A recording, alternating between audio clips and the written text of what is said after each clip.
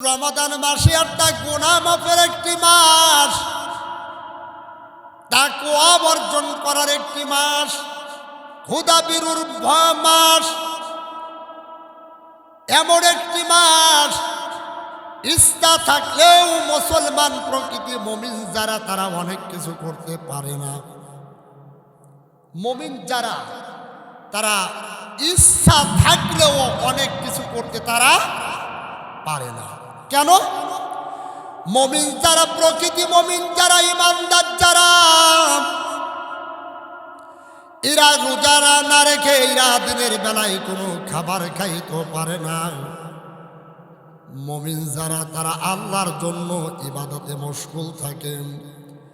নবী করিম সাল্লাল্লাহু আলাইহি সাল্লাম বলেন, আমার উম্মত যখন রোজা রাখার জন্য সারি খায়, সারি খেয়ে যখন নিয়ত করে আল্লাহ সারাদিন এখন থেকে সন্ধ্যা পর্যন্ত তোমার হুকুম পালন করার জন্য তৈরি হলাম, আল্লাহর নবী বলেন তখন আল্লাহ রব্বুল আলামিন তার ওই বান্দার উপরে এতটা খুশি হয়ে যায় যতটা খুশি আল্লাহ অন্য মাসে তার বান্দাদের উপরে হয় না। বলেন সুবহানাল্লাহ। তাহলে একটু ভালো করে বোঝেন, আপনি রোজা রাখার জন্য সারি খাইলেন, সারির ভিতরে আপনি সারি খাইলেন নিয়ত করে, এই সারি খাবারের ভিতরে এমন একটা বরকত পাওয়া যায়, এমন একটা বরকত পাওয়া যায়। নবী করিম সাল্লাল্লাহু আলাইহি সাল্লাম বলেন, আমার উম্মত যখন সারি খায় তখন আমার আল্লাহ রব্বুল আলামিন আমার ওই উম্মতের উপরে আল্লাহ পাক 40,000 বরকত নাজিল করে দেয়।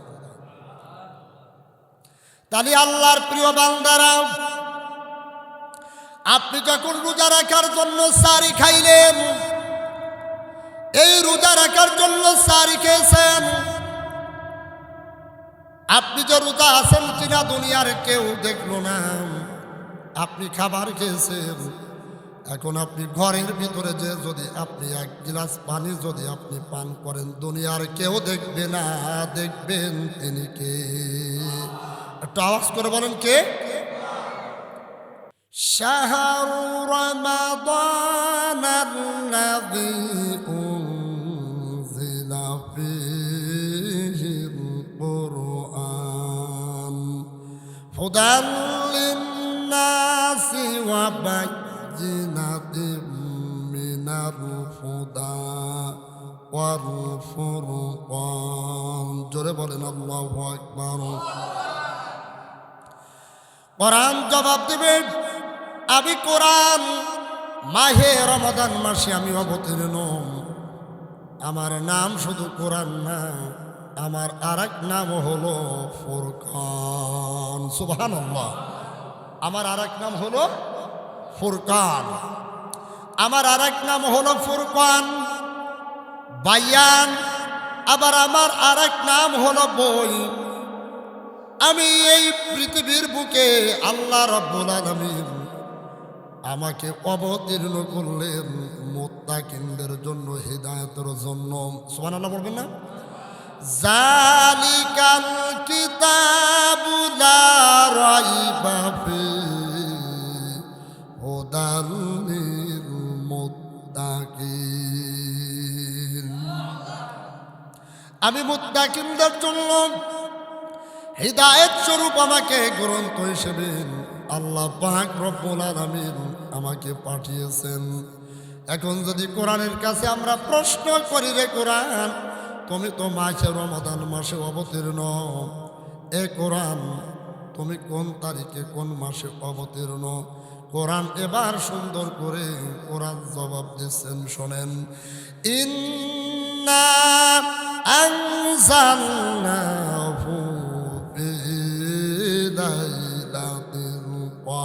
জোরে বলেন আল্লাহু আকবার। আমি কোরআন আমি কদরের রাত্রে আমি অবতীর্ণ। সুবহানাল্লাহ বলেন। এখন কোরআনের কাছে যদি প্রশ্ন করি, রে কোরআন তোমার বাড়ি কোথায়? কোরআন তখন জবাব দিবেন, আমরা যখন এখান থেকে ঢাকায় যাব তখন যদি কোনো অপরিচিত লোকের সাথে যদি সাক্ষাৎ হয়ে যায়, ওই অপরিচিত লোক যদি জিজ্ঞাসা করে মাসুদ তোমার বাড়ি কোথায়, মাসুদ জবাব দেবে আমার বাড়ি খুলনা বিভাগ, খুলনা জেলা, বটিয়াঘাটা থানা, জলমা ইউনিয়ন, তেঁতুলতলা আমার বাসা। কোরআনের কাছে যদি প্রশ্ন করি রে কোরআন তোমার বাড়ি কোথায়, কোরআন তখন জবাব দিবে বাল হুয়া কুরআনুম মাজিদুম ফি লাউহিম মাহফুজ। আমি কোরআনের বাড়ি লাউহে মাহফুজে। সুবহানাল্লাহ বলবেন না? তাহলে কোরআনের পরিচয় আমরা পেয়ে গেলাম। কোরআন এক নম্বরে তিনি নাজিল হলো রমাদান মাসে। কোন মাসে? রমাদান মাসে। আবার কোরআন জবাব দিচ্ছেন আমি কদরের রাত্রে অবতীর্ণ। আবার জবাব দিচ্ছেন আমি কোরআন আমার অরিজিনাল জন্মস্থান হলো লাউহে মাহফুজ, লাউহে মাহফুজ আমার জন্ম। এবার একটু খেয়াল করেন, কোরআন তাহলে তিনি এসেছেন মুত্তাকিনদের জন্য একটা হিদায়াত স্বরূপ, ফুরকান স্বরূপ। এই কোরআন বলেন আমার নাম শুধু কোরআন না, আমি ফুরকান, ফুরকান স্বরূপ। আমাকে আল্লাহ তাআলা এই দুনিয়ায় পাঠালেন, বই স্বরূপ পাঠালেন। গোটা পৃথিবীর সমগ্র জাহানের জন্য আল্লাহ রব্বুল আলামিন আমাকে পাঠালেন, কিন্তু বাছাইকৃত মুত্তাকিন যারা তাদের জন্য আল্লাহ পাক আমাকে হিদায়াতের জন্য গ্রন্থ হিসেবে পাঠিয়েছেন। সুবহানাল্লাহ বলবেন না? আল্লাহ পাক বলেন আল্লাযীনা ইউমিনুনা বিল গায়বি ওয়া ইউকিমুনাস সালাতা ওয়া মিম্মা রাযাকনাহুম ইউনফিকুন। আল্লাহ পাক বলেন আমি মুমিনদের জন্য আমি আল্লাহ পাক রব্বুল আলামিন কোরআন পাঠালাম, আর এই কোরআনের ভিতরে আমার পরকালের কথা আমি ঢুকায় দিয়েছি। আমার বান্দারা যখন এই কোরআন পড়বে, এই কোরআন দিয়ে জীবন পরিচালনা করবে, আমি আল্লাহ পাক রব্বুল আলামিন আমার ওই বান্দাদের জন্য আমি মুমিন হিসেবে কবুল করে নেব। তাহলে এই কোরআন রমাদান মাসটার দামি হলো একটা কারণে, সেটা হলো কোরআন নাজিলের মাস, কোরআন অবতীর্ণর মাস। এবার আসেন, আমি কোরআনুল কারীম থেকে একটা আয়াত তেলাওয়াত করছি। মহান রব্বি কারীম এই আয়াতের উপরে আমাকে সহ এবং আপনাদেরকে জানো যুগ বিজ্ঞানের নিরিখে মানবতার মুক্তির আলোকে স্থানকাল পাত্র সময় প্রেক্ষাপট অনুযায়ী আল্লাহ রব্বুল আলামিন যেন যে কোরআন থেকে কিছু কথা বলবার এবং শোনার মতন আল্লাহ যেন তৌফিক দান করেন, বলেন আমিন। আসেন, আল্লাহ রাব্বুল আলামিন বলতেছেন ইয়া আইয়ুহাল্লাযীনা আমানু কুতিবা আলাইকুমুস সিয়াম। আল্লাহ রাব্বুল আলামিন বলেন ওহে ঈমানদারেরা, তোমরা যাহারা যাহারা আমি আল্লাহর প্রতি ঈমান এনেছ, কুতিবা আলাইকুমুস সিয়াম, আমি তোমাদের জন্য এমন একটি মাস দিলাম, সিয়াম সাধনার মাস দিলাম, যেমনটি তোমাদের উপরে ফরজ করেছি, কামা কুতিবা আলাল্লাযীনা মিন ক্বাবলিকুম লাআল্লাকুম তাত্তাকুন, তোমাদের পূর্বপুরুষের উপরেও আমি আল্লাহ এই রমজানকে, এই রোজাকে ফরজ করে দিয়েছি। সুবহানাল্লাহ। তাহলে এই রমজান মাস, এই রমাদান মাস আমাদের উপরে যেভাবে ফরজ করেছেন, আমাদের পূর্বপুরুষের উপরও এভাবে ফরজ করেছিলেন। এই জন্য আল্লাহ তাআলা বলেন এই মাসটার থেকে তোমরা শিক্ষা নাও। এই মাসটা তাকওয়া অর্জন করার মাস, খোদা বিরুর মাস। কারণ এই মাসটা এমন একটি মাস, মাস সম্পর্কে আগে কিছু ফজিলাতের কথা বলি। নবী করিম সাল্লাল্লাহু আলাইহি সাল্লাম বলেন পবিত্র মাহে রমজানের যখন চাঁদ দেখা যায়, আকাশে যখন চাঁদ দেখতে পাও, আল্লাহ রব্বুল আলামিন সাথে সাথে কবরের আযাবগুলো বন্ধ করে দেয়। সুবহানাল্লাহ বলবেন না? রমজানের চাঁদ দেখা মাত্র কবরের আযাব আল্লাহ বন্ধ করে দেয়। তাহলে কি একটা মাস আমরা পেয়েছি। আবার একটু দেখেন, এই রমজানের চাঁদ দেখা মাত্র জাহান্নামের সমস্ত দরজাগুলি বন্ধ করে দেয়। একটু জোরে বলা যাবে না?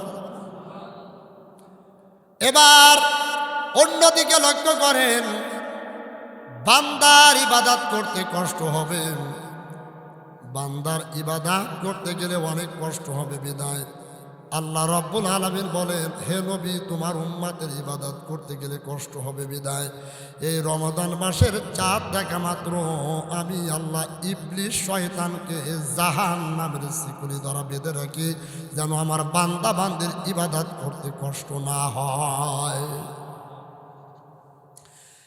এই কোরআন নাযিলের একটি মাস। নবী করিম সাল্লাল্লাহু আলাইহি সাল্লাম বলেন, মান কামা রমাদানা ঈমানা ওয়া ইহতিসাব গুফিরা লাহু মা কদ্দামা মিন যামবিহিম।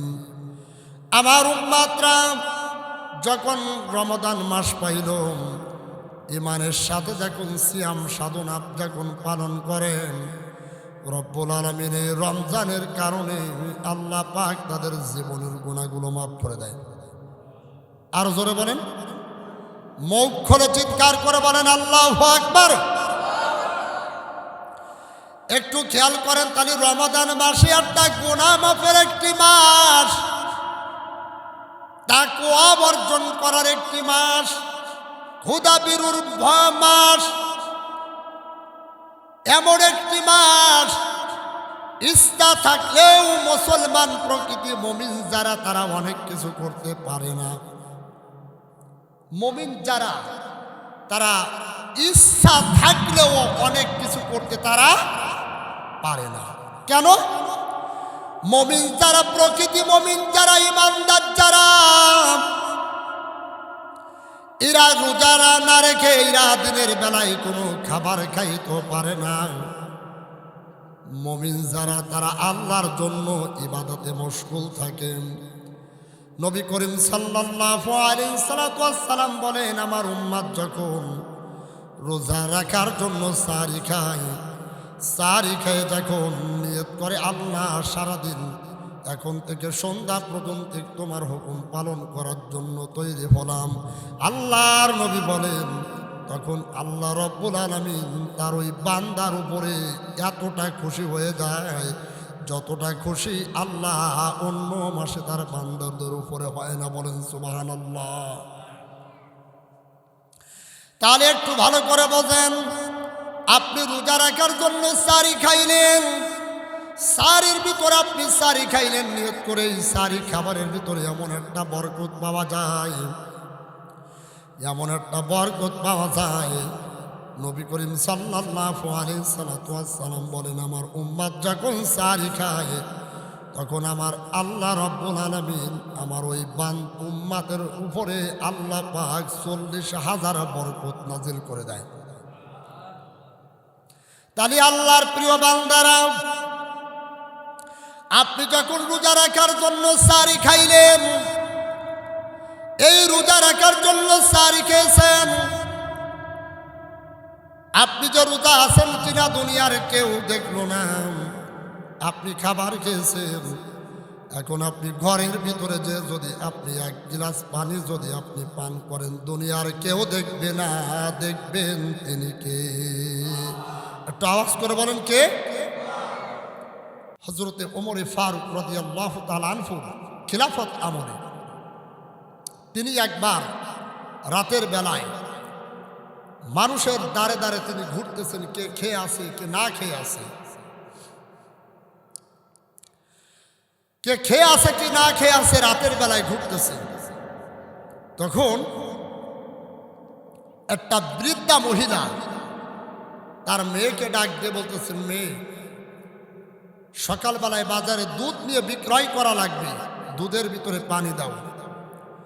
মেয়েটি তখন ডাক দিয়ে বলতেছেন, মা, দুধের ভিতরে যদি পানি দিই, দুধের ভিতরে যদি পানি মিশাই, বাজারে নিলেই হযরত ওমর যদি টের পেয়ে যায় তাহলে কিন্তু দুধ বিক্রয় করা বন্ধ করে দেবে, দুধ বিক্রয় করা বন্ধ করে দেবে। তখন বৃদ্ধা মহিলা ডাক দিয়ে বলতেছেন, ও মেয়ে, এই গভীর রজনীতে ওমর তো দেখবে না, ওমর তো ঘুমিয়ে আছে। ওমর কোথায় দাঁড়িয়ে আছে বলুন তো? মহিলার ঘরের কাছে। ওমর কিন্তু সব বক্তব্য শুনতেছে। মেয়েটি তখন ডাক দিয়ে বলতেছেন, মা, ওমরের চক্ষু ফাঁকি দেওয়া যাবে, কিন্তু একজনের চক্ষু ফাঁকি দেওয়া যাবে না।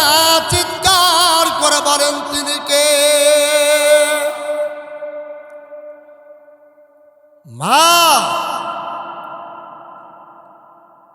আজ ওমরের চক্ষু ফাঁকি দিয়ে তুমি দুধের ভিতরে পানি মিশেবা, ওমর দেখবে না, দুনিয়ার কেউ দেখবে না, দেখবেন তিনি কে?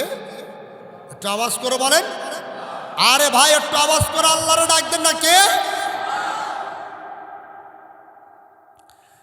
মহিলা ডাকতে বলতেছেন, এই মেয়ে, এই গভীর রজনীতে ওমর তো দূরে থাকলো, তোমার আল্লাহ ঘুমিয়ে আছে। নাউজুবিল্লাহ করবেন না? অথচ আল্লাহ বলেন, লা তাআখুযুহুম সিনাতুন ওয়ালা নাউম। আল্লাহ খায়ও না, আল্লাহ ঘুমায়ও না, আল্লাহ খায়ও না, ঘুমায়ও না। ওমর কিন্তু পিছনে দাঁড়িয়ে দাঁড়িয়ে সব বক্তব্যগুলো শুনতেছে। এবার মেয়েটিকে প্রচন্ডভাবে মহিলা আঘাত করতেছে, মারতেছে। মেয়েটি চোখের পানি ছেড়ে দিয়ে কান দিয়ে ডাক দিয়ে বলে, আল্লাহ তুমি আমারে বাঁচাও। তখন ওই মহিলা ডাক দিয়ে বলে, এই গভীর রজনীতে তোমার আল্লাহ তোমারে বাঁচাতে আসবে না, কে পারে ঠেকা? সকালবেলায় ওমর বাড়িতে চলে গেল। ওমরের স্ত্রীকে ডাক দিয়ে বলে, ও আব্দুল্লাহর মা, আজকে তোমার জন্য একটা নেককার একটা পুত্রবধূ আমি ঠিক করে এসেছি। সুবহানাল্লাহ বলবেন না? বলে, মেয়েটিকে দেখছো? বলে, না, দেখি নাই। তাহলে কিভাবে তুমি ঠিক করে এসেছো? বলে, আমি কিছু দেখি নাই, আমি দেখেছি তার ভিতরে তার তাকওয়া। সুবহানাল্লাহ বলবেন না? কি দেখেছি বলেন, সবাই বলেন, কি দেখেছি? তাকওয়া। আর আজকে আমরা মেয়ে দেখতে গেলে আগে দেখি যে মেয়ের চুল কতটা লম্বা। আজ মেয়ে দেখতে গেলে আমরা আগে দেখি যে মেয়ের কোন ক্লাসে পড়ে, কেমন সুন্দর চেহারা। কিন্তু ওমর বাহিরের থেকে চেহারা দেখলেন না, দেখলেন কি? তাকওয়া। বলেন, তাকওয়া। এবার সকালবেলায় ওমরের একটি বাহিনী ছিল, পুলিশ বাহিনী। আমাদের বর্তমান যেমন সরকারের বিভিন্ন রকমের বাহিনী আছে, র্যাব বাহিনী আছে, পুলিশ আছে, সেনাবাহিনী আছে। আর ওমরেরও একটা বাহিনী ছিল, তার নাম হলো সাহাবা। এই ওমরের সাহাবীদেরকে পাঠাই দিলেন, প্রশাসন পাঠাই দিলেন, যাও অমুক জায়গায় একটা মহিলা আছে, ওই মহিলাকে ধরে নিয়ে আসো, ডেকে নিয়ে আসো। মহিলার কাছে যখন চলে গেল, মহিলার কাছে যাওয়ার পরে এবার ডাক দিয়ে বলতেছেন, ও মহিলা, তোমার আজকে ওমরের রাজ দরবারে মামলা হয়েছে, তোমাকে ডেকেছে, যাওয়া লাগবে। বৃদ্ধা মহিলা ওমরের নাম শোনা মাত্র ভয়তে থরথর করে কাঁপতেছে, যে না জানি আজকে কোন বিচার হয়। ওমরকে যখন ওমরের নাম শোনা মাত্র মহিলা ভয়তে কাঁপে, প্রশাসন যখন আস্তে আস্তে করে মহিলাকে যখন ধরে নিয়ে আসলেন ওমরের রাজ দরবারে, ডাক দিয়ে বলে, মহিলা, ভয় পাওয়ার কোনো কারণ নেই। আমি আজকে তোমাকে একটি সুসংবাদ দিতে তোমাকে ডেকেছি। তোমার একটি কন্যা আছে, আর আমার একটা উপযুক্ত পুত্র সন্তান আছে, আমি তোমার যদি কোনো আপত্তি না থাকে আমি তোমার কন্যা সন্তানকে আমার পুত্রের সাথে বিবাহ দিয়ে আমি পুত্রবধূ করে আমি ঘরে আনতে চাই। কারণ আমি দেখেছি তার তাকওয়া। আমি কি দেখেছি একটু বলেন, কথা বলেন।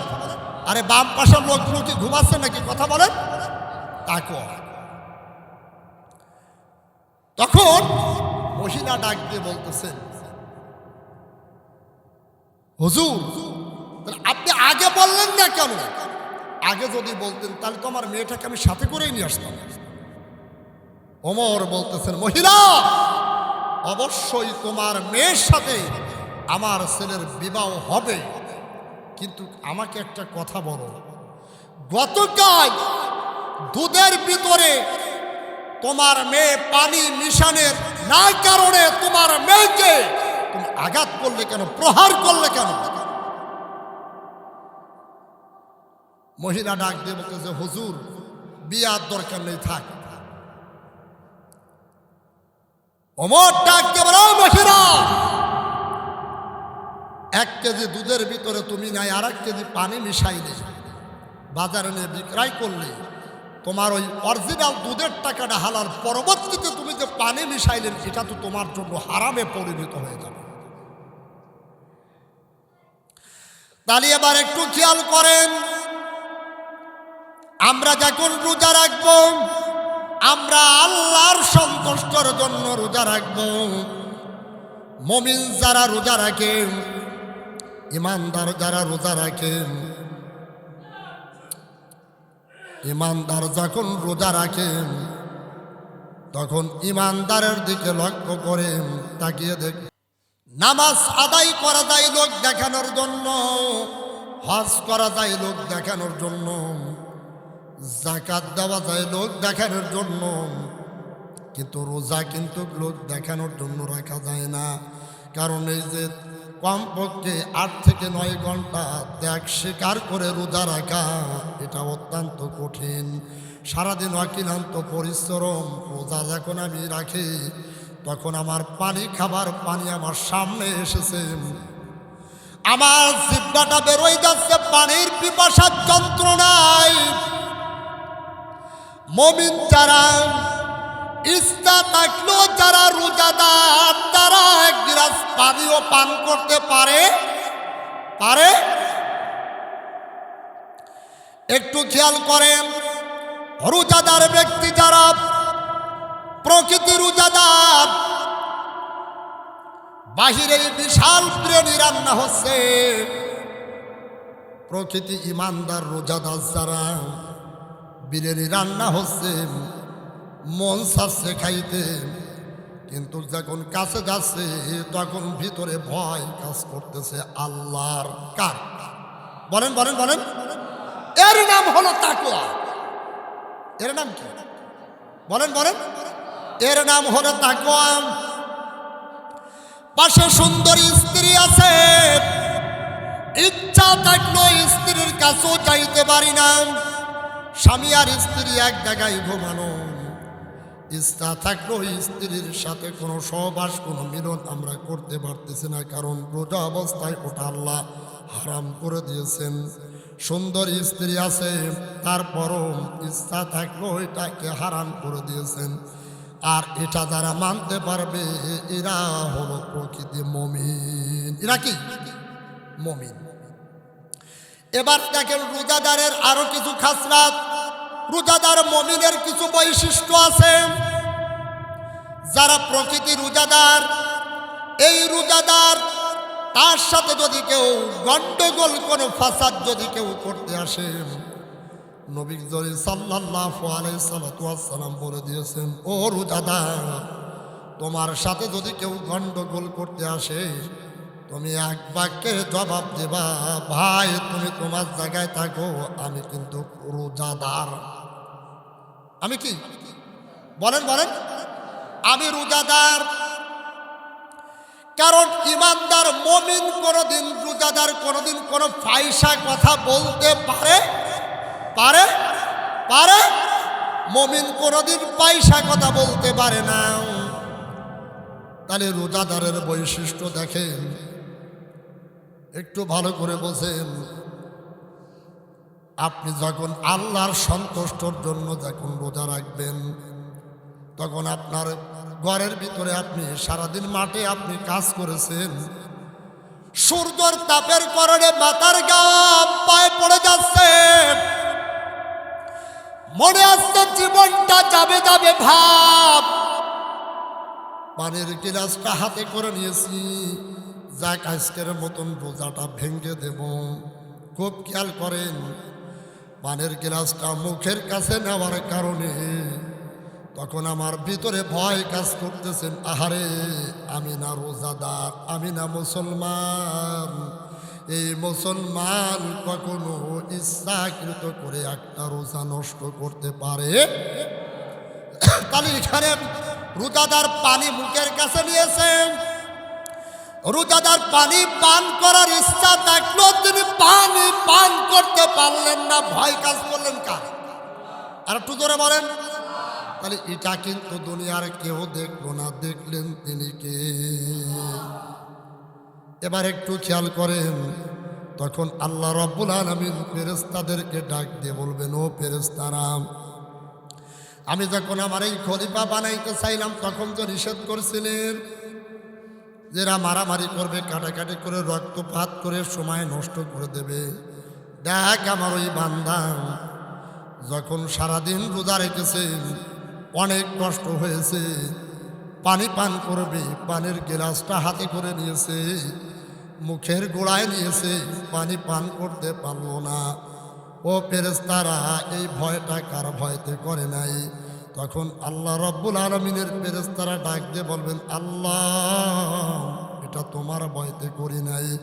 আল্লাহ রাব্বুল আলামিন ডাক দিয়ে বলেন, ও ফেরেশতারা তোরা সাক্ষী থাক, আমি আমার ওই বান্দার রোজা আমি আল্লাহ কবুল করে নিয়েছি। আরো জোরে বলেন। এবার একটু ইফতারির দিকে আসি। আমার এই রোজাদার বান্দারা সারাদিন রোজা রাখে, আমার ওই বান্দাদেরকে আমি দুইটা স্পেশালি আমি পুরস্কার দেব। সুবহানাল্লাহ কবেন না? দুইটা কি পুরস্কার? স্পেশাল পুরস্কার। তার এক নম্বরে, রোজাদার যখন ইফতারির প্লেটগুলো সামনে নিয়ে বসে, ইফতারের প্লেটে হাত রেখেছেন, হাত দিয়ে নাড়াচাড়া করতেছেন, প্লেটের ভিতরে যতগুলি খুরমা থাকবে, যত খাবার থাকবেন, প্রতিটা খাবারের বিনিময় আল্লাহ পাক রব্বুল আলামিন ৭০টা করে নাকি তার আমলনামায় দান করে দিয়েছে। কোন একজন আল্লাহর বান্দা রোজা অবস্থায়, মাসালাটা ভালো করে শুনবেন, আপনি বেরোজা থাকবেন তাহলে কিন্তু হবে না। রোজা অবস্থায় কোন একজন রোজাদার বান্দা যদি একজন রোজাদার ব্যক্তিকে ৪ ইফতারি করায়, তার আমল নামায় ৭০ জন ইফতারি রোজাদারকে ইফতারি করার সওয়াব দান করবেন। কোন একজন রোজাদার ব্যক্তি যদি ৪ খায় নিজে রোজা রাখার জন্য, কোন একজন ব্যক্তিকে যদি ৪ খাওয়ায়, তাহলে ৭০ জন রোজাদার ব্যক্তিকে ৪ খাওয়ানোর সওয়াব তার আমল নামায় দান করবেন। তাহলে এবার খেয়াল করেন, ইফতারির পূর্বক্ষণ মুহূর্তের সময় রোজাদার বান্দা যখন ইফতারের প্লেটগুলো নিয়ে সামনে নিয়ে বসেন, কিন্তু আমরা আসি কোন সময়? ইফতারির টাইম হয়ে গেছে, দৌড়াইতে দৌড়াইতে এসে তাড়াতাড়ি ফেরত দে। না, শোনেন, রোজাদার যখন ইফতারির প্লেট নিয়ে যখন সামনে নিয়ে বসে, আর এই রোজাদার ব্যক্তি যখন হাত তুলে দোয়া করার আগেই তার দোয়া আল্লাহ কবুল করে নেয়। আরো জোরে বলেন, আরো জোরে বলেন। কিন্তু আমরা কি করি?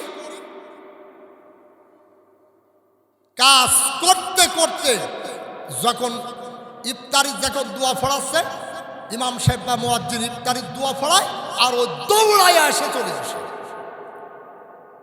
এই ভাই পিছনে কথা বলবেন না, আপনার এই কথা এখানে আসবে, ক্যামেরায় উঠে দেবে। তাহলে ভালো করে বোঝেন, তাহলে ইফতারির পূর্বক্ষণ মুহূর্তে আল্লাহর কাছে বান্দার যে স্পেশাল পুরস্কার সেটা হলো বান্দা যখন দোয়া করে এই দোয়া আল্লাহ রাব্বুল আলামিন কবুল করে নেন। আর 2 নাম্বার যে পুরস্কার সেটা হলো আল্লাহ রাব্বুল আলামিন আখিরাতে দিবে বান্দার জন্য, রোজাদার বান্দার জন্য আল্লাহ নিজেই একটা জান্নাতের দরজা বাজেট করে দিয়েছেন। সুবহানাল্লাহ বলবেন না? সেই দরজার নাম হলো জান্নাতুর রাইহান। সুবহানাল্লাহ বলেন।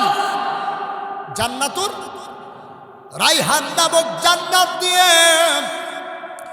রাইহান নামক জান্নাতের গেট দিয়ে একমাত্র রোজাদার ছাড়া আর কেউ প্রবেশ করতে পারবে? পারবে? আরে ভালো করে বসেন আমার প্রিয় মুসলিম উম্মাহ। তাহলে রোজাদার যখন কোনো মানুষকে ইফতার করায়, এখন বলতে পারেন যে হুজুর এই ইফতারি কেমন করে করাবো? আপনি যদি 1 গিলাস পানি দিয়ে কোনো ব্যক্তিকে যদি ইফতার করান, কিন্তু আপনার মনের ভিতরে আপনার খাস থাকা লাগবে, খালেস থাকা লাগবে, ইমান থাকা লাগবে।